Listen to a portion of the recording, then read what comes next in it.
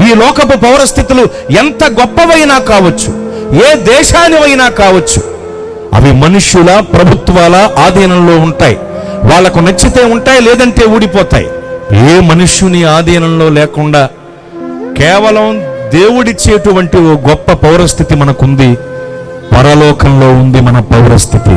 అంటే మనకు పరలోక పౌరసత్వాన్ని అనుగ్రహించటానికి పరమును విడిచి భూలోకానికి వచ్చి నరావతారిగా, శరీరధారిగా ఆయన మన కొరకు ఈ భూలోకంలో త్యాగం చేసి యాగమైపోయి తన రక్తమంతా కాల్చి తన రక్తము అనే క్రయధనాన్ని మనకు బదులుగా ఆయన చెల్లించారు. స్తోత్రం! మన పాపాలు తొలగించటానికి, బంధకముల నుండి మనల్ని విడిపించటానికి, పరలోక పౌరసత్వాన్ని మనకు అనుగ్రహించటానికి ఆయనే వెల చెల్లించారు.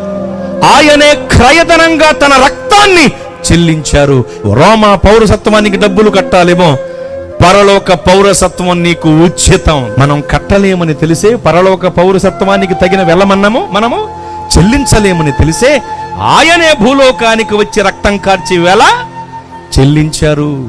ఆయన కార్చిన రక్తంలో నువ్వు కడగబడితే చాలు, నీకు పరలోక పౌరసత్వం వస్తదే.